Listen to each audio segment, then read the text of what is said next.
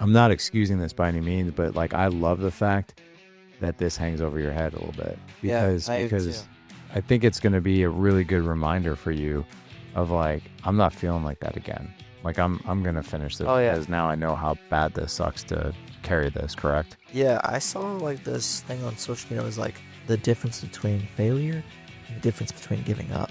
It's just that heavy feeling between the two. It doesn't matter what it is. If you accomplish it, you feel good about it. Even on my hard days of work, like I just worked another hour and a half after closing to finish this big Ram 3500 because it needed 6 new tires. I remember that day. Yeah. And I was like, oh my gosh, this is going to freaking suck. But as soon as we were done, I was like, I feel very proud of myself. Yeah. I'm very proud of myself. We didn't just leave it because, well, the customer needed it back the next day. But we finished it and we're just like, oh, thank God that's over. We got it. All right, Ethan. So we decided to do something today that we usually don't do on the air, but let's do it on the air. All right. And that's we pray before we hit record. We've been doing that here recently a couple times, and it's more of making our routine now. So, yeah. You want to kick us off, or you want me to? Sure, I'll kick us off. I'll do my best. I'm still learning. Just don't screw it up, okay? Just whatever you do, it better be good. Yeah. Okay. Okay. That's not what God says. He's like, yeah, just do your best. Can you imagine if God was like, that was terrible, do it again? Come on, run it again. That's right. Nope, again. And cut. Good. Good. Okay. All right, ready? Yeah, let's go. Our dear Heavenly Father, we just want to say thank you so much for this amazing opportunity that we get to just inspire people here, and we're super honored that we get to share these lessons to everyone who's listening to this podcast or watching it. We just want to say we love you so much, and we thank you for all these opportunities and these lessons we've learned so that we can share it to other people so they can learn from our mistakes so that they don't make the same mistakes as us.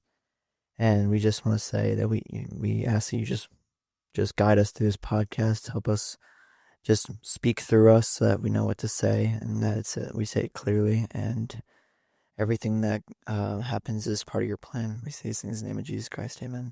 Amen. Dude, what amazing. That was great. That's great. Thanks. So Lord in heaven, thank you for this amazing opportunity to podcast with my son, Ethan.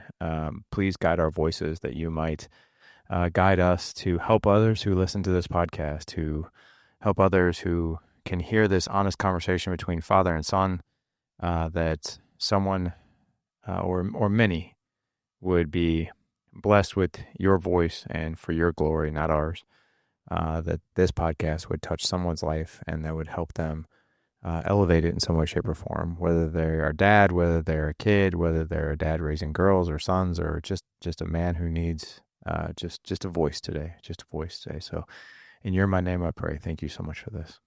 Amen. Amen. So here's what we're talking about today. What do you do when life punches you in the face? Or I'll tell you exactly what I do when life punches me in the face. I simply lay on the floor and give up. I wave my truce flag and say I surrender. Yeah, I've seen you do that so often. Yes, totally. Yeah. No, I'm kidding. Don't do that. No, this is going to be good. So this is going to be a perspective on Ethan's going to talk about some experience he's had with failure, with rejection, with adversity, especially here as of recently. We're also going to talk a little bit of why resilience is more important than talent or intelligence. I can't wait to talk about that one. It's pretty awesome. That's right. I'm going to also talk about just how resilience has shaped my life in times where I probably wasn't that resilient, but I've been better about that over the years. And then how fathers can teach their kids about resilience instead of preaching it to their kids. So, yeah. Sounds pretty good. So, hey, before we get started, though, we're a huge, obviously, fan of First Form. First Form sponsors the podcast. We've dedicated this Wednesday show to First Form. But I want to talk about one product in particular, and that's creatine. So did some research, and maybe, I know you take creatine, I take creatine every single day, but I don't know if you know about this. So check this out. Okay. Yeah. And by the way, guys, really, Ethan doesn't know this list I'm about ready to read. I don't. So for physical performance, there's 3 things that it'll do. It'll increase strength and power output. So creatine helps regenerate ATP. It's basically the engine of your muscles. Okay. that is your primary energy source for your muscles. So it helps regenerate ATP. It leads to measurable increases in strength and muscle size over time. It also improves muscle recovery. Obviously, it speeds up recovery post-workout by reducing muscle cell damage and inflammation, and it can help with soreness and enhance training volume. So you can actually do more. I did know that actually. I Yeah. did know that it helps recovery. It does.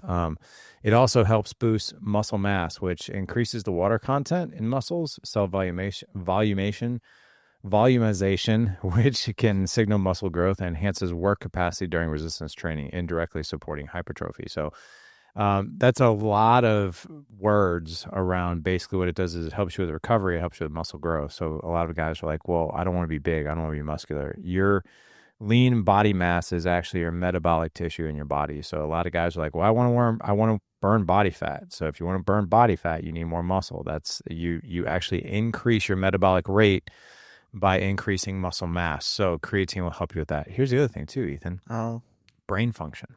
yeah, you did say that too. Yeah. I So heard you mention that. cognitive performance. It supports ATP production in the brain, so which can improve mental clarity, memory, reaction time.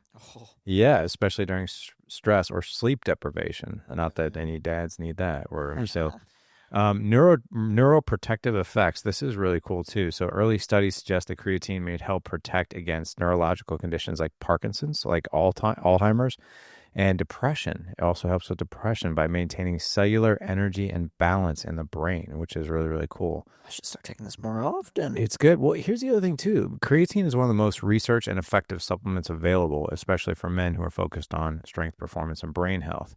So that is brain function. Here's a couple other things too for hormone and cellular. So testosterone, right? A lot of guys, TRT, a lot of guys are on TRT these days. This indirectly supports testosterone by increasing exercise intensity, which can positively affect hormone levels. So the harder you actually work out, the heavier you lift, the more testosterone you're going to produce. But you can do that, obviously, with taking creatine because it indirectly supports that. It's like a healthy steroid in a powder formation. And it's so cheap, too, which Jeez. blows my mind. Like most supplement companies, I think, could sell this for way more.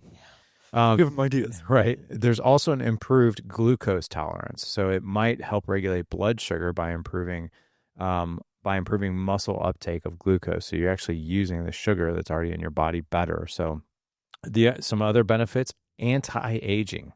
Real. So yeah, some research suggests that creatine may protect DNA and mitochondria, potentially slowing the aspects of aging. So that's pretty cool. Bone health is another one by improving muscle strength.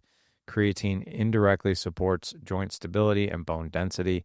So all my guys who are out there who are over the age of 40, osteoporosis, I know you think it's like eons away. It starts in your 30s. So What? yeah, it does. So, creatine's good for that. Indirectly, though, of course, because it allows you to lift more weight, which actually strengthens bone. It's also safe for long-term use. Extensive studies have shown that it's safe for healthy individuals. You can take up to 3 to 5 grams per day. I think there are some people out there that are like taking this stuff like 10 to 12 a day. I've seen that. I don't. Isn't that like unhealthy? I don't know. I haven't dove into the research enough for bigger doses. Yeah. The research I've done is for the smaller doses, but I don't know. There's some people are saying I don't that much. I think it's a bit much in my opinion. But anyway, if you guys want to stack this with something really good in the morning, like I was talking about, the hydration sticks are awesome. I love the strawberry and the lemonade. I put 2 in a blender bottle. I still get to try that. You're not hiding it. And then put your scoop of creatine in there. Also, real quick, some incredible. If you're working out, you're gonna need more protein. First Form has really cracked the code on protein bars, in my opinion. My favorite one is chocolate peanut butter. Oh my gosh, dude, that one. It's like a Reese's bar. It is. It shouldn't even be legal. But here's what, guys, I'm gonna have a link in the show notes for you guys. If you guys go to thedadedge.com / hang on, let me look it up here. Just want to make sure I give you guys thedadedge.com / 1355 for this show. Again, thedadedge.com / 1355. I'll have a link in there for you for the creatine, for the bars, and for the hydration sticks as well. So nice. Good stuff. All right, let's get into today's topic. So, resilience. I don't want to rehash some of the things we've talked about, but I do want to recap a few. So, you've done, I would say, hard things. I think we've given you a comfortable life, but I also think that we've thrown adversity your way Oh yeah. and we've thrown discomfort your way. Actually, I've even done it to myself. I Yeah, joined the wrestling team whenever after I hated it in Little League, and I was like, I'm gonna do it again, and I did it. you did. Yeah. And oh my gosh, senior year was probably the hardest year ever because I had to drop so much weight. You did. So we can talk about that. I think other people might not know that you have hiked up a 14,000-foot mountain. I have. Oh my gosh. Took like 12 hours round trip. I think it was a little more than that. It might have been. We got started.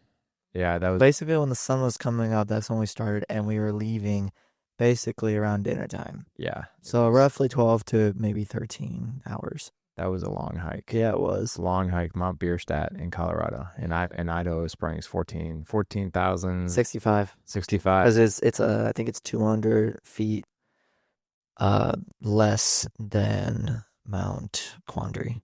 I think you're right. I think it's 14,265 I think you're for right. Quandary. Yeah, I think you're dead on, actually. Yeah, because I remember you gave me a flag and it said the elevation. That's right. That's right. Yeah. So I think it's 14,065 for Bierstadt. you've done that. Yep. You've also we've talked about the Squire. Yep. Done that. School, I don't think grades ever came easy for you. You had to No. work your ass off there. I feel like that was the bare minimum of hard, but it kicked my butt. It did. It was, I think that there are some students where grades, like people like school. Oh yeah. And grades kind of come easy to them. And then there are Yeah. people like me and you, I had to study my rear end off, to make good grades. I'm just in the class. They're demonstrating how to do this stuff, and I'm just like, it's not clicking. It's not working. Like, I don't understand how you think this works. Like algebra class kicked my butt with that. I always say that once you start mixing the letters and the numbers together, why? Why do that? That is some awful stuff. I know. It's like the mathematicians of the world be like, numbers are boring. We should put the alphabet in here. Solve for Q. That's right. Whoever, why does that even make any sense? I don't know. I mean, I can understand it with some scenarios. Like people always say, for X amount of time, like they use it as like a variable of like an example. You know what I mean? You always say like for X amount of time we're gonna do this. Yeah, I do. But it's like use it like as an example. I kind of understand it like that, but no one. I don't like who uses like the Pythagorean theorem in real life. Oh, we do every day to measure your breakfast cereal. You use it every day to find out where to put the cameras. That's right. I do. I actually measure the 5 grams of creatine that I put. Let's put this in the Pythagorean theorem, and I don't even know what that is. I think isn't it the a squared plus b squared equals c squared? Isn't that like the formula for it? It sounds like a dance to me. Just take these steps. Step in A twice, then C twice, then B twice, and then jump. I think that's how they do it. I don't know. Silly. It is. It's very silly. So, but let's talk about. I actually want to start with your most recent experience. Yeah. So working at the tire place, really hard work. Very, very, very high maintenance. I would say on half the days they weren't even giving your staff breaks because you guys were so busy. We're actually so to kind of update you guys, I put in my 2 weeks. Right. And I will no longer be working, mostly because of school. I'm starting college here soon. That I can't work a full-time job while I'm doing this. So, but yeah, I unfortunately have to quit a place I actually kind of like. I like the industry with cars. It's really really fun to learn about cars. But we're extremely understaffed, and That's because people are walking out. yeah, we actually had a guy, one of our technicians, literally just pack up his toolbox and was gone. Okay, so can we talk about that? Yeah. This is what I'm talking about. This is what I'm talking about. I don't care how much you hate your job, and this is resilience, right? This is resilience. This is mental toughness. This is emotional regulation. This is, operating with integrity. I'm sorry to say, but if you pack up your toolbox and decide to leave, And without notice too, he didn't tell the manager nothing. yeah, without notice, without just packing up your stuff, leaving in the middle of your, actually it was in the morning, It was in wasn't the it? morning. Like I literally showed up that morning. It was just about 9 a.m. and he already had his toolbox in the back of a truck and was gone. That's just crazy to me. Like Yeah. somebody who just packs up their stuff. Did he even say anything to your manager or did he just leave? No, our manager was actually not there that day. Oh, so he planned it even better. Yeah. Like, I'm going to do it on the day the manager's Yeah. here. Yeah, he did it on the day the manager had his day off. That is cowardly, man. Yeah. That is so cowardly. He even was like, "Yeah, it's just gonna get a lot harder from here." I was like, "Why is that?" He's like, "Cause I'm leaving," and was gone. So not only did he leave and why did he leave? Was the job just too hard, too demanding? No, he got tired of mostly just the management system, but he also just he was miserable, so he just left. I mean, I can understand that if you're so miserable, you're so unhappy, but you got to do a little better than that. I agree. I mean, I think it's safe to say you didn't like the job very much. I mean, No. I think you were okay with the work, but I I was think all right that with it.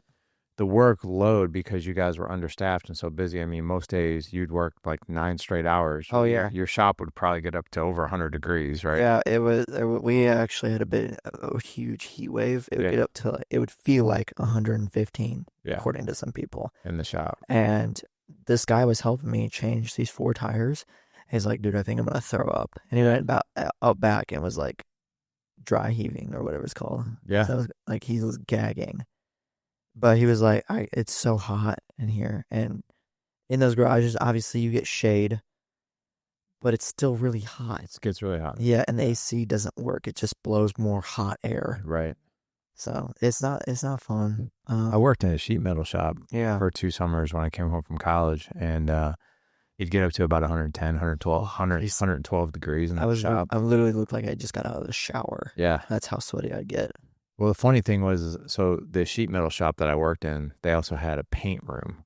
Oh. So you could go, if you were lucky enough to get chosen to paint this stuff before it was getting shipped out, that was the only room in the entire shop that had air conditioning. Oh my gosh. Well, it's because like the painting stuff, you had to wear like this suit. Uh-huh. It was like a spacesuit looking thing. Is it like one of those things like a biohazard suit? Yeah, and you'd spray. So really, Yeah. even though the room was air conditioned, like you were still like in this hazmat suit, Yeah. with a breather and stuff like that. But like, what's funny, man, is this is what I'm talking about. So like, even if a guy like that hates his job, he doesn't have the emotional regulation, he doesn't have the resiliency or the integrity to be like, you know what, I'm going to leave on a high note. I'm going to leave with integrity. I'm not going to leave my coworkers like to do my job for the rest of the day and leave at 9 o'clock in the morning. Yeah. To me, that is not resilience. So like, let me ask you this. So like, number one, when you quit, you put in your 2 weeks, you literally put in 2 weeks. Yeah, I'm right? still I put in my 2 weeks. I know this is going out like mid-August, but Yeah. this is August 1st. I put in my the 31st of July, sorry. 31st of July, and I'm done on the 14th. Yeah. So it's August. 2 full weeks, which, think about this. What did you think? Like, it was just you and how many other people left on that day? It was me and 2 other people, and we're super busy. And so like, okay, so that guy leaves. Yeah. You go from 4 dudes to 3. Actually, let's see. Let me do the math here. So we have 5 people, including me. 2 of them left. 1 put in his 2 weeks because he is moving to a dealership to do technician stuff. The other one, that was the one that left. So it's literally just me and my 2 other coworkers. So this guy leaves. Uh-huh.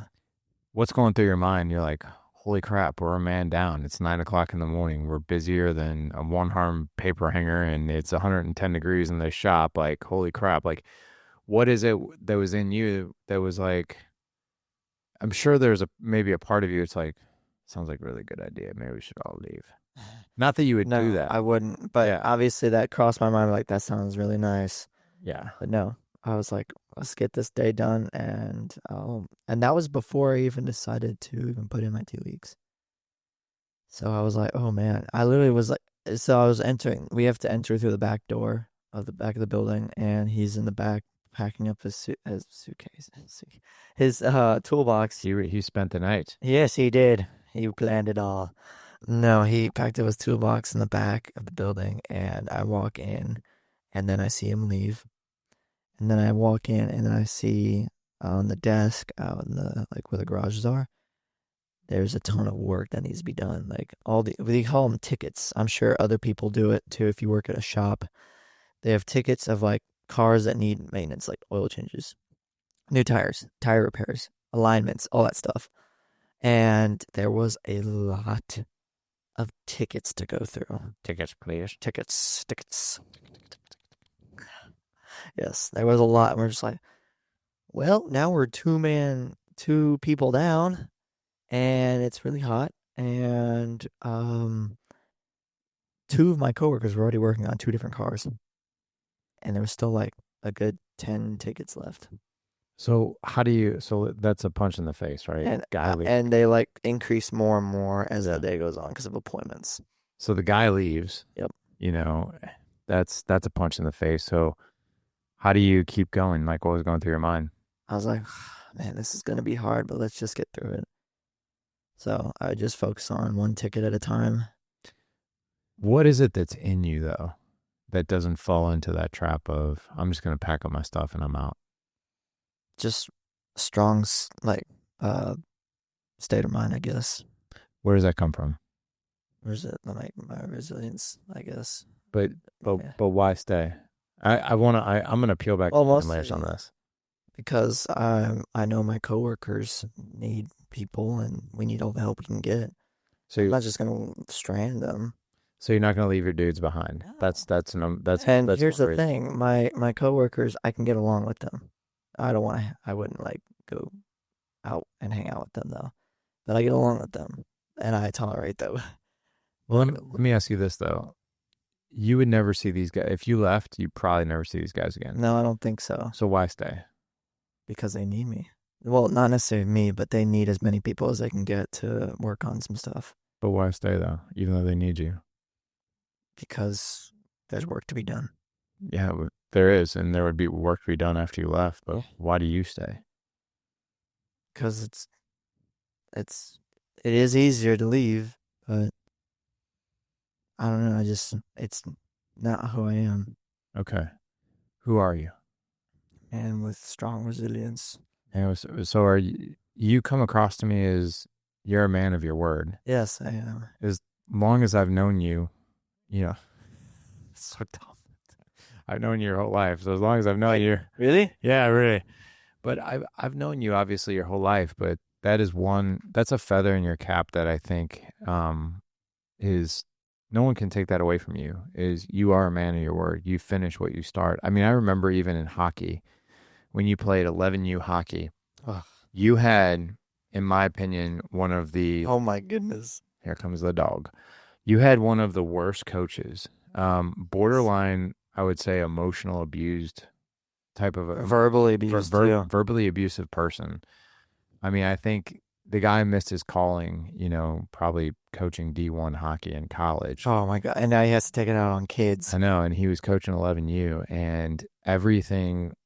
And this is, by the way, guys, so like those of you guys who have kids in hockey, Ethan played the rec level, which is the beginner novice level. It wasn't even it was Pee Wee, and it was travel. I'm sorry, it wasn't even travel hockey. No. This was like you're learning and it's fun. Yeah, we went to like two different places whenever we practiced. Yeah. And we went to from rec center to rec center around the area. We did. And this guy, he was so belligerent with his own players and the refs that he was thrown out of 3 games. His players were put in penalty boxes. I was one of them. You were one of them. He had so many shenanigans that the players would get put in penalty boxes because he wouldn't shut his trap. Yep. And this guy was this guy was a nutcase, in my opinion. There was probably one nice coach there, but the head coach was a mess. Oh, he was a nightmare, yeah. But that was another example where you could have quit. Oh, yeah. And you didn't. You stuck it out. Same thing with Mason, too. I'm going to kind of shine a light on Mason. He wrote that book because he wasn't getting played in football. That's true. But he didn't give up. He still kept playing. he didn't. And, yeah, that's why he's got the book out, Never Give Up No Matter What. Go buy it. Go buy it. So go check it out. Get it. Go help a guy through college. But, but who's going through this right now is your little brother. Awesome. Really? Yeah. So he isn't getting played, or he's convinced that he won't get any reps playing football. He said that we paid all this money for him to wear a football uniform and have a VIP seat to watch his entire team play, and not him. Oh man. And I got to be honest, I think there's probably going to be some truth to that. And as much as I want to pull him out, because I'm like, well, this might be a waste of time. Like, I'm tempted, but I also know that no, the Hagners, we are people of our word. We finish what we start. That's one of the things we say.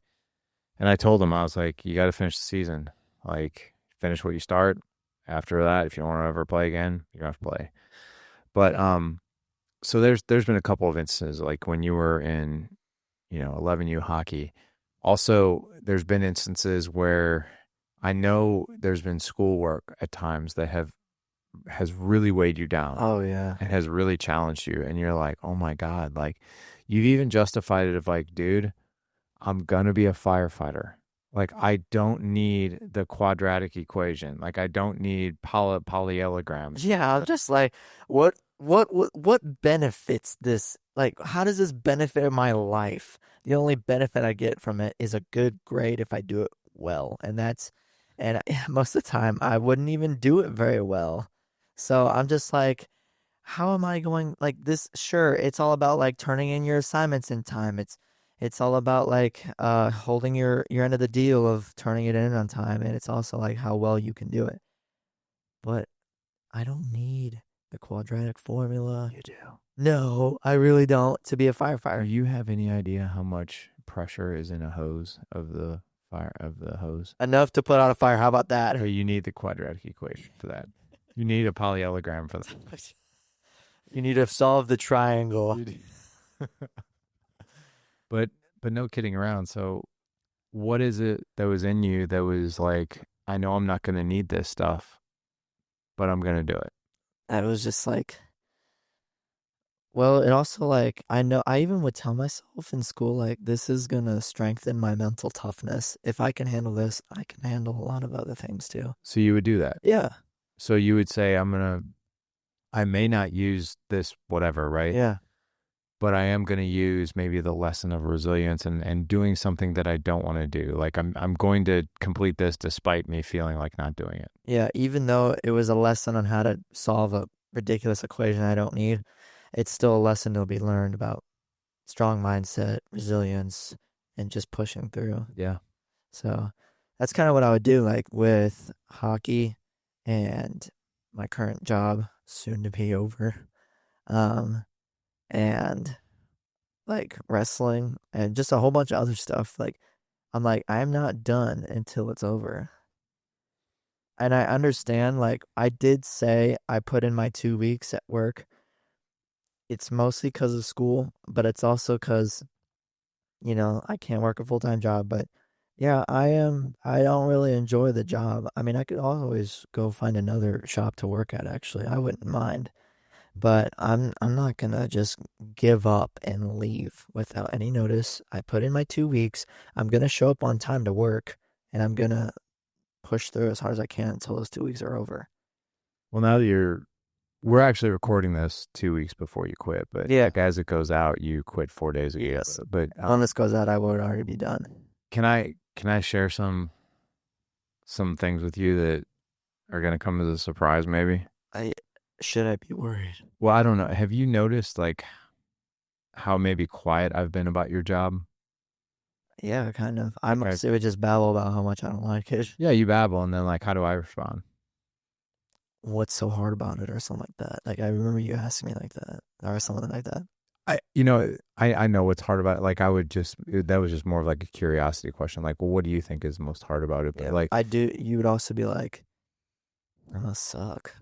yeah, I would just be like, man, that really sucks. Yeah. God bless. Yeah, that's really hard. And so the deal is that you were gonna work this job until the end of summer, which you've done, right? Because it is the end of summer. You're starting school. That was the deal. Mm-hmm. And to be honest, like as your dad, I was battling a couple of things myself. Really? Yeah. So here's what it was. There's a part of me that was just like, Ethan, just go find another job. Ethan, just quit. Just don't do it. But you would come home, like I knew you were miserable. And there's a part of any parent will tell you, no parent likes, and maybe this is like the meat of the show right here, because like you get to talk about some of the things you learned, and I get to talk about me resisting, really falling into the trap of like, just Ethan, just go find another job. It's too Yeah, hard. it's just that's the easiest way. It is. So, but here's the thing, like you didn't have the best leadership and management there, which in my mind gave me a really good reason to tell you like, hey, if the manager's not great or if the leadership's terrible, go find another job. But I was like, you know what? No, like stick this out like we said we were going to do, and also learn the lessons and get the experience of what it feels like to be in an organization where the leadership is really bad. Yeah. Because let me ask you this now. What did you learn? I want you to think about you in life. Okay. Or maybe even just firefighting or whatever. What did you learn about that leadership style that you would never take into your own leadership style Oh, in life? to not do it. How about that? Well, right, but specifically what things? Well, so our leadership, like obviously, even like the leadership in our trainers, all of them are gone. Yeah, they're all They're gone. all gone. Which tells you something about leadership right Yeah, there. like they're all gone. I learned like, well, if I'm gonna lead people, I can't just ditch them like that. And with the management and communication, The communication. it's awful. What's awful about it? It's just like even like my coworkers, they don't communicate a whole lot. Like, um, here's a good example. I had a friend apply to that job. He applied. He said he would reach out to him, and it was one of those things where he would reach out, but he wouldn't. He would say he would, but he wouldn't. And then, like 2.5 weeks after the interview, he calls him and said, "You don't have a spot." 2.5 weeks after the interview? That's a little rough. Yeah. And says, "You can't work here." So let's talk about communication style then and that kind of thing. Can you imagine, like, so there's very little communication, it sounds like, right? Yeah. I also know the energy of the management there is really low. Yeah. It's very, I would say, rude, curt, blunt, maybe gaslighting a little bit, that kind of thing. Can you imagine for a moment that's the communication style and the leadership style of a firefighter house? Absolutely not. Like No. I went and visited the firehouse not so long ago in our Right. area. Right. There was no sign of like that kind of communication anywhere. Right. And I was like, I like this environment. It's going to be hard. It's going to suck. But these are like my brothers. These are going to be my brothers. Like I would love to do hard things with people I'm good friends with. And I know that like this is like our battle. Let's do it together. And like, I can't say I would call any of them there my brothers, my friends. None of those guys there are my friends. I get along with them while I work, but they're not someone I want to hang out with. Right. They're But yeah, but like what I'm trying to say is um, like there's just no sign of like at the firehouse. There's no sign of like bad communication. There's good energy, even at the hardest moments. Like people like they'll tell me that they'll make jokes sometimes. So, but like I remember when you visited just to drop off some stuff for me. You said that the people there were just like making you feel like you did something wrong, even though you just brought some drinks. When I walked in, they probably thought I was a customer, but I felt immediately that It's just when you walked in, you're just like, they were kind of like, "What do you want?" I'm like, "I'm sitting. I could be a customer." Like, Yeah. like they probably thought I was at first, and then they were surprised when I was dropping something off for you. But I think one of the things that you really learned well was poor communication, poor leadership equals a poor work environment. oh, of course. Right. So like when you go into firefighting, it's no wonder that they're even using the headset even when they're driving because they need to hear, even if it's like, hey, we're going to go pick up sandwiches, but Yeah. we're taking the fire truck. Yeah. They cannot leave any type of communication to chance. Oh yeah. They can't leave They have anything. They have a radio Right. with them while they're shopping. Like if they're doing any like normal day stuff, like getting gas for the truck, going on a grocery store run, literally anything. They have something so that other stations can let them know that they need them. Yep. Exactly. I mean, that's the thing is that the communication is on point. Oh yeah. And that is when it comes to some of the things that you've learned. So like I was going back, I want to go back to what I was saying, which is like, there's a part of me that just wanted to tell you to quit, but I was like, he's learning so many amazing things right now. Like you would come home and even like the crap, I'm like, that's a good lesson. Yeah. Hey, that's a good lesson too. That's a really good lesson. So like even like the fact that you weren't trained properly on like I don't even know how to check a battery. right, every car was supposed to have a battery check. You weren't even trained with that. Oh. But like that attention to detail of like, can you imagine if you went through EMT or paramedic training? They're like, oh yeah, we forgot to teach you CPR. Like, don't. Oh, they'd be like, oh yeah, you just start doing CPR. I'm like, what is that? This person's dying. Right. Like, oh, let me teach you. Or just be like, then just go ahead, go do it.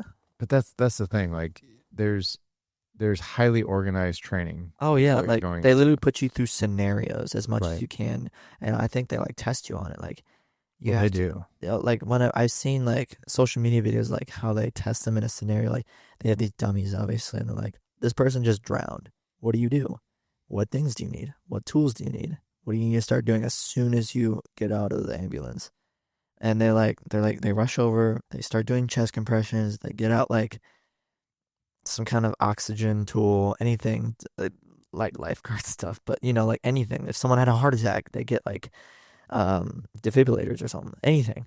They train them on that stuff and they test you. And if you're not qualified to do that, they'll get rid of you.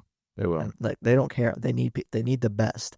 They need people to do they need to take this seriously because people's lives are on the line when you do this.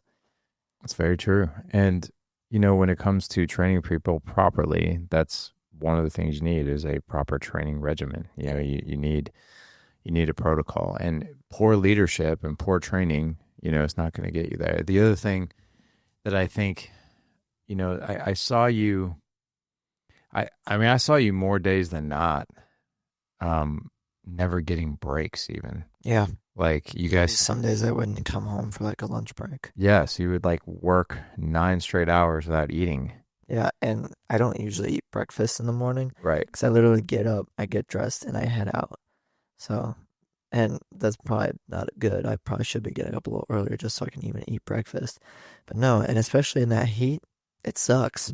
It does, and you're not, so like that's kind of what I mean. I'll tell you, you're gonna have some really, really tough challenges when you're your mom just walked by. What? She's just shaking her head. You're dark. She looks so good. I just love the way she looks. You're funny. Anyway, I forgot what I was saying. So your beautiful mom walked by. But so I was going back to like there are gonna be days and there's gonna be shifts where you're gonna get your ass kicked. Like you're gonna be like, holy crap, like another call in the middle of the night. I haven't even slept yet. And then you're gonna go back to putting in these 9-hour shifts in 110-degree shop heat, no food in your system, working your ass off in an environment that you hate. Oh yeah. And that is gonna be a lesson of like, I can get through this. Yeah.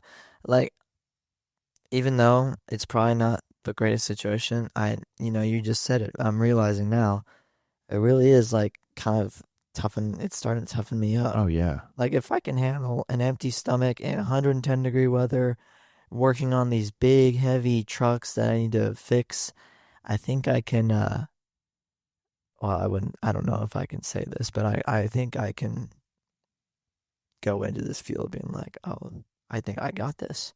I mean, I think it'll definitely be challenging. Oh, yeah, but I think this is giving you a pretty good warm up of like doing a tough day's work, with little fuel in you and you're dehydrated and you're exhausted. And same with like no sleep and I have to be at a fire someone's house is burning. Yeah.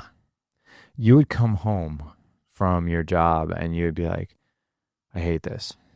I hate this. And I'd be like, what do you hate about it? And you would just say in detail everything you hated. It was like the communication, it was the management, it was like the heat, the leadership, it was all of it. And I'm just like, and dude, it took everything it had me to be like, Ethan, just quit and just go get another job. But like, I knew you were only going to work until August. Yeah. And I knew like this, you're always going to look back on this experience, believe it or not. I mean, like I do, and I think everybody does, when you did a job for a summer that you absolutely hated. Yeah. It creates so much grittiness in you of like, I did that for 3 months. I hated every single minute of it and I got through it just fine. Yeah. Sure, it was hard, but I got through it. Yeah, you did. Yeah, you did. Pain is temporary. It is. Not everybody feels that way though. Look at the guy who walked out at 9:00 in the morning. That's ridiculous. It is ridiculous. It's really ridiculous in my opinion. I'll share a couple things that I think taught me a lot of resilience growing up.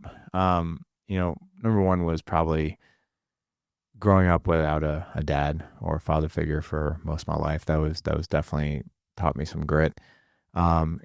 Paying my own way through college. Oh, that was a big one.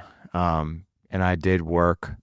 I didn't work full time, but I worked about 25, 30 hours a week as a trainer to pay for school. And I also took out loans. But financially, like, started with nothing. And didn't come from a whole lot of money growing up. Actually, no money. But yeah, paying your way through college was a big one. Even in high school, like, I mean, I think that's pretty kind of normal for my generation, but I mean, it's not like my parents or my mom gave me an allowance. Like whatever money that I made at my job, that's what I had to use for, like, going out or like taking my girlfriend out or gas on my car or insurance and that kind of thing. So kind of learned that stuff. I've also, I have loved physical challenges over the years, like whether it's bodybuilding shows or half marathons or wrestling, yeah, jiu-jitsu, like whatever, like, puts me through a physical challenge. Like I love that stuff. I can't really do a whole lot of it right now because I'm still rehabbing my knee, but you're doing a lot better though. I'm doing a lot better. Although I was walking, so like last night we went to a rodeo. Oh my goodness. And it was the first time I had to walk. I think I probably walked at least probably 2 miles, throughout the entire evening, and it was all on grass, and it was like all uneven. And it was the first time I ever walked uneven with, just my knee not being like 100% just yet. And I was so nervous, man. I was like walking around. I was like, oh my God, please don't let me step in something terrible and bust this thing again. So like Mason and your mom were just like, are you all right? I'm like, I'm fine. I'm taking it slow because like if I step on something wrong, I'm screwed. So like, but yeah, was there gravel anywhere? There was a little bit, but not much. Oh, could you imagine falling on some gravel? No. But I want to share one other piece of a lesson here that I learned growing up that I regret. I really do. I regret it. There was a choice that I made in high school, and if I had to do over again, I think you've heard me say this for all of you guys, is your window to go to school and play sports is like minimal, and your window to work is pretty much the rest of your life. So you have like the rest of your life to work. And my senior year, I had the opportunity to work or wrestle. And every year up until my senior year, I always chose wrestling. And I would quit my job, or I would go back to it or take a break from that and go to wrestling. And then my senior year, I was like, it's my senior year. I was like, plus I really liked making money, and I had oh yeah, who doesn't like making? Who doesn't like, yeah. And I had a girlfriend at the time, so I didn't want to like not be able to take her out and stuff like that. So I did not wrestle my senior year, and I'll tell you, I regret that. I regret that because I think it probably, and to be honest, there was a part of me, believe it or not, I was just like, I've done it for 3 years. I kind of really don't want to do it anymore.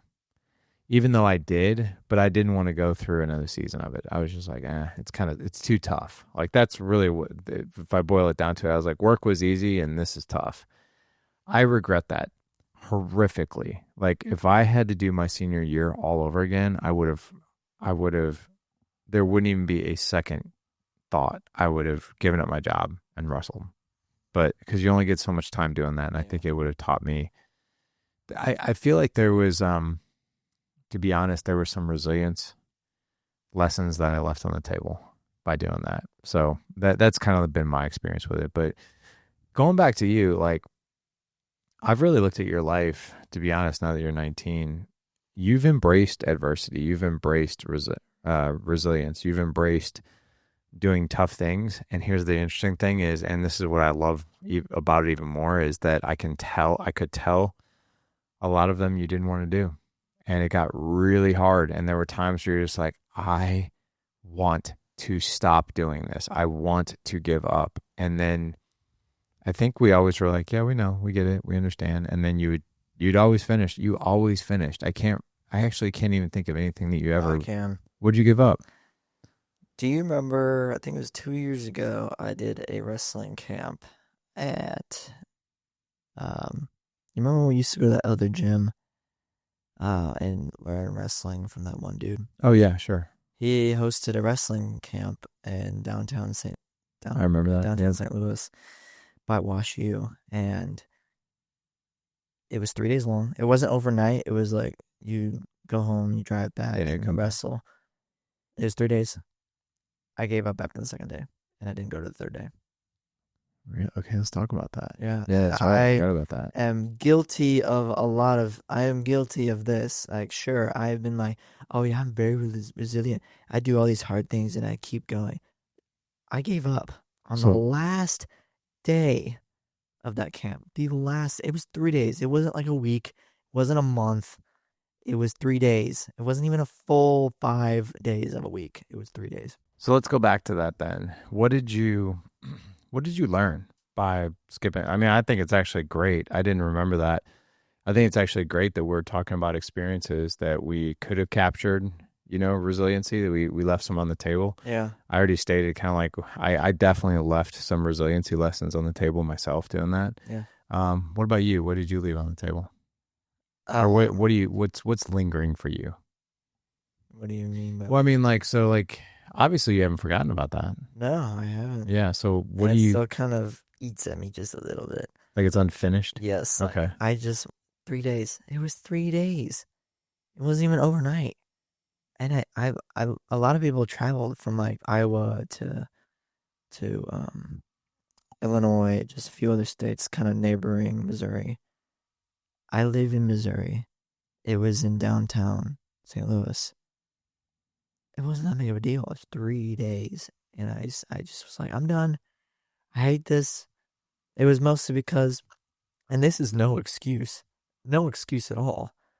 I was very uncomfortable, and I should have been uncomfortable. It's a wrestling thing, wrestling camp. Everyone that I wrestled was really good. Had some years of experience. One of my partners has been wrestling literally his entire life since he was like 5. And he's a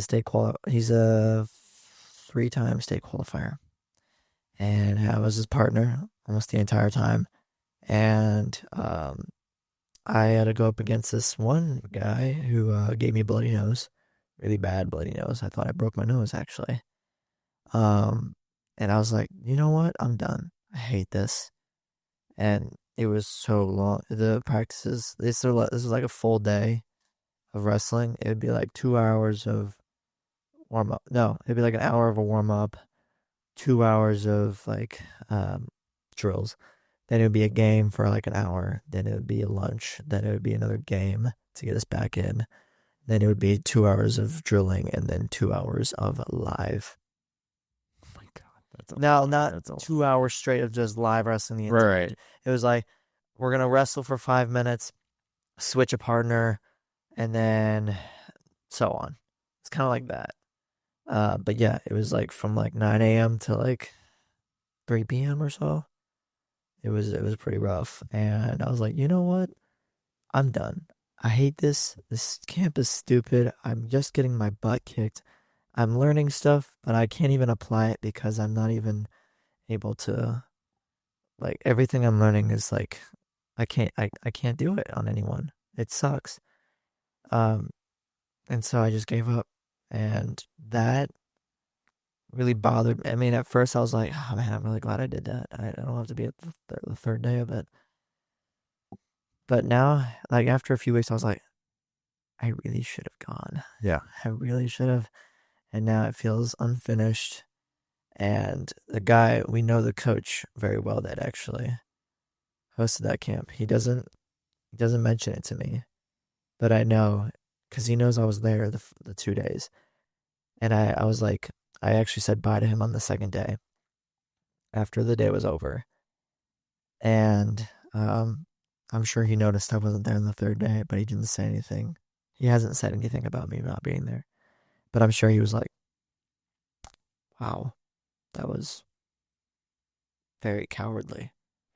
And we moved on. You know, I got to tell you, it's not uncommon. So like even when I host events, like when I've hosted the Dad Edge Summit, people will skip out on that third day. Really? Oh yeah. It's almost like they get like, oh, I've gotten enough, you know, or I've seen that at other events, big time, where it's the latter half, it's the last 30%, or it's like if it's a 3-day event, it's the third day. People, you walk in that third day, you might see a third of the people there. Oh my gosh. Or 2/3 of the people there. Like 1/3 is usually gone. But I'm not excusing this by any means, but like I love the fact that this hangs over your head a little bit because I think it's going to be a really good reminder for you of like, I'm not feeling like that again. Like I'm going to finish this because now I know how bad this sucks to carry this, correct? Yeah, I saw like this thing on social media. It was like, is like a drawing of like the difference between failure and the difference between giving up. It's just that heavy feeling between the two. You know what I mean? Mm-hmm. And it's unbearable of not being able to feel like you've accomplished it because it doesn't matter what it is. If you accomplish it, you feel good about it. Even on my hard days of work, like I just worked another hour and a half after closing to finish this big Ram 3500 because it needed 6 new tires. I remember that day. Yeah. And I was like, oh my gosh, this is going to freaking suck. But as soon as we were done, I was like, I feel very proud of myself. Yeah. I'm very proud of myself. We didn't just leave it because, well, customer needed it back the next day. But we finished it. And we're just like, oh, thank God that's over. We got it. We're done. And we got overtime pay. Yeah. Pretty good. So I was happy. It was not like we did it for nothing. It was like a win-win situation. He got his car back the next day, and I got overtime pay. Win-win. That's good, man. I'm glad we talked about this because we talked about like some of the tough things you've been through. I've talked about some of the tough things I've been through. We used examples of people who I think operate with low integrity, which I think is kind of the norm. It's the abnorm, the outliers that like you could have easily probably walked out. You didn't. Yeah. Maybe perhaps one of the reasons you've stuck with things, you know, over the past couple of years is because maybe there's that lingering of like, I'm not doing that again. I mean, like, and I shared the same example. You know, there are things that I've done that are unfinished that just don't sit well with me. But well, I'm really glad we did this show, man. So me too. Really, really fun. And I hope you guys are enjoying it. Here's my ask of you guys. Go to thedadedge.com/1355 for this show. We'll have a link in the show notes for you guys for all the First Form goodies. Also, leave us a 5-star review if you love Ethan. Not me, Ethan. Okay. And what I'm going to ask you guys to do is wherever you download this podcast, go leave Ethan a 5-star review if you like some of the things he's been putting down all summer long. And obviously mention his name. So it means a lot to you, I know. Yeah, it does, but that's up to them. Though, so. It is. But I mean, like, this podcast is for free. I always tell people this podcast is for free. The thing that helps us out the most is if you leave us a 5-star review. So, like, if you love the show, if you love Ethan, leave us a 5-star review wherever you listen to the podcast. And in the meantime, go to thedadedge.com/1355. Ethan, thank you so much for coming on, dude. Are you kidding me? Love these. Is it? Me too. I love these, man. They're so much fun. That's right. Gentlemen, go out. Live legendary. Take care.